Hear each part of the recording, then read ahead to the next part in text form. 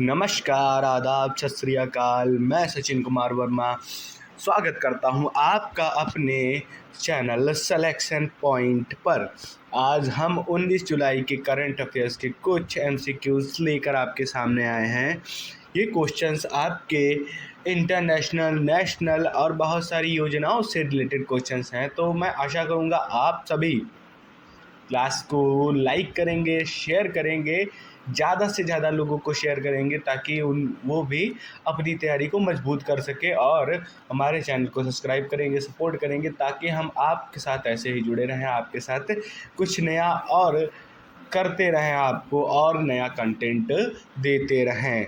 तो आज है जुलाई 19, तो हम शुरू करते हैं आज के करंट अफेयर्स के इस सेशन को। तो क्वेश्चन नंबर 1 हमसे कह रहा है, हाल ही में किस देश ने किस पे चंद्रमा में अपना पहला मानव रहित मिशन सक्सेसफुली लॉन्च किया है? Which country recently successfully launched its first unmanned mission to the moon? Option A India Bharat, option B Japan, option C France, option D Australia, option C France. क्या फ्रांस इसका सही उत्तर लग रहा है? देखिए, India भी मून पे सक्सेसफुली लैंड कर चुका है और आपको पता होगा इस पे मूवी भी बनी थी। वो मंगल पे बनी हुई थी। भारत चंद्रमा पे सक्सेसफुली लैंड कर चुका है। तो यहाँ पे इस प्रश्न का जो सही उत्तर होगा वो होगा जापान।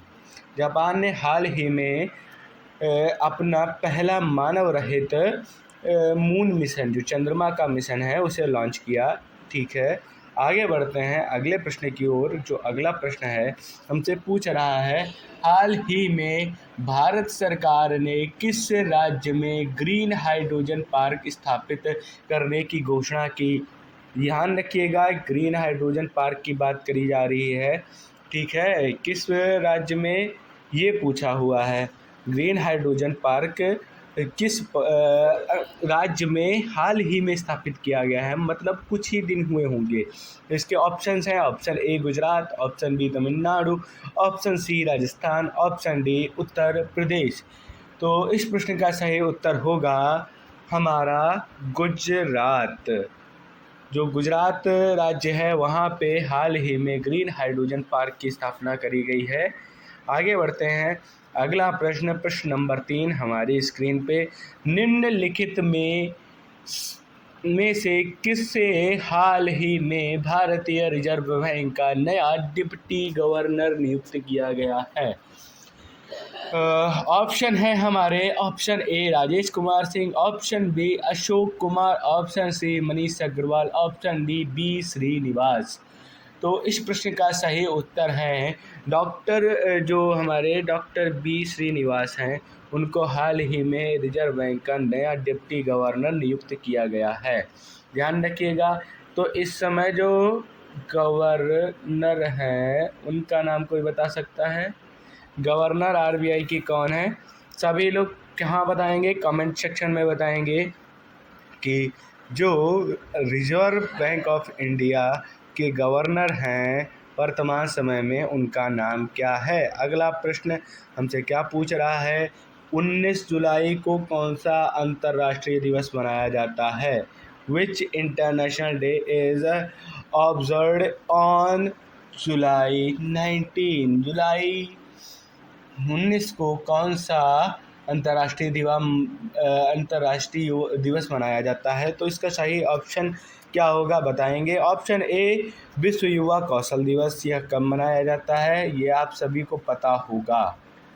विश्व युवा कौशल दिवस मैंने बताया था 15 जुलाई को मनाया जाता है।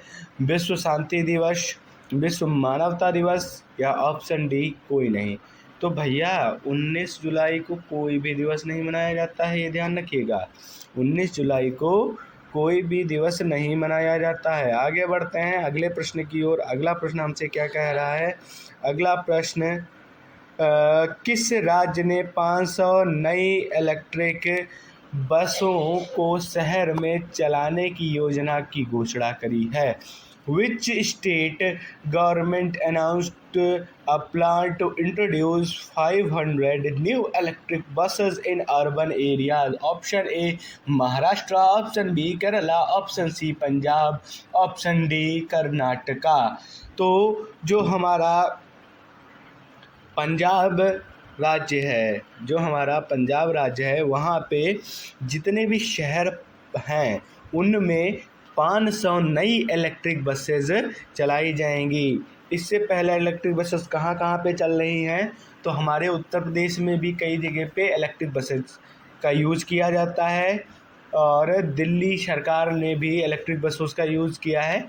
ज़्यादातर आप देखेंगे जो आज के समय में हमारा जो गवर्नमेंट है उसकी प्लानिंग ये है कि ज़्यादा से ज़्यादा इलेक्ट्रिक से रिलेटेड व्हीकल्स हमारे यूज किए जाएं, जिससे हम इलेक्ट्रिसिटी को बचा सकें। आगे बढ़ते हैं अगले प्रश्न की ओर। जो प्रश्न हमसे पूछ रहा है, किस भारतीय राज्य ने हाल ही में मुख्यमंत्री ग्राम उन्नति योजना की शुरुआत की? तो मुख्यमंत्री ग्राम उन्नति योजना ये बहुत इम्पॉर्टेंट योजना है। ये बिहार ने शुरू की, मध्य प्रदेश ने शुरू की, उत्तर प्रदेश ने शुरू की या उड़ीसा ने शुरू की? तो इसका सही उत्तर है हमारा अपना राज्य उत्तर प्रदेश।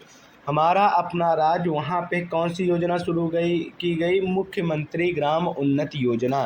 सभी लोग ध्यान रखेंगे। और अभी मैंने एक वीडियो डाला था प्रधानमंत्री धन धान्य कृषि योजना से रिलेटेड, तो आप सभी उसको ध्यान रखिएगा, वो क्वेश्चन भी बहुत इम्पॉर्टेंट है।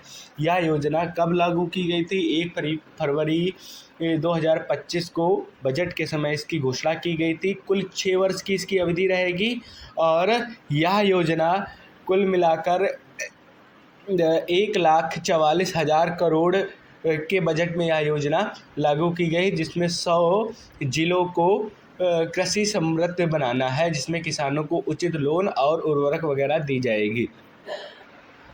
आगे बढ़ते हैं हम अपने नए प्रश्न की ओर, अगले प्रश्न की ओर। प्रश्न नंबर 7 जो हमारे सामने आ चुका है।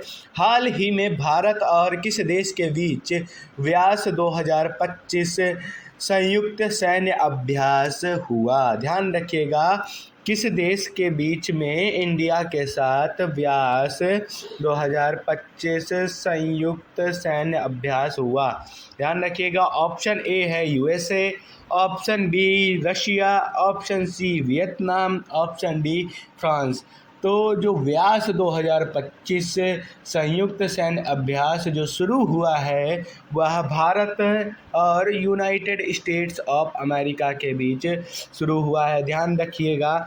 आगे बढ़ते हैं अगले प्रश्न की ओर। अगला प्रश्न हमसे क्या पूछ रहा है? अगला प्रश्न, निम्नलिखित में से किसे हाल ही में यूनेस्को शांति पुरस्कार से सम्मानित किया गया है? यूनेस्को के किस पुरस्कार से, शांति पुरस्कार से किसे सम्मानित किया गया है, यह प्रश्न हमसे पूछा गया है। Option A Elon Musk, option B Angela Merkel, option C Narendra Modi, option D Greta Thunberg. तो इस प्रश्न का सही उत्तर क्या होगा? इस प्रश्न का सही उत्तर है एंजेला मार्केल को यूनेस्को शांति पुरस्कार से नवाजा गया है। यूनेस्को शांति पुरस्कार 2025 से हमें किसे यह शांति पुरस्कार दिया गया है? एंजेला मार्केल को। ये सभी लोग याद रखेंगे। आगे बढ़ते हैं अगले प्रश्न की ओर। हाल ही में किस कंपनी ने भारत में AI based virtual teacher launch किया है? Which company recently launched the first AI based virtual teacher?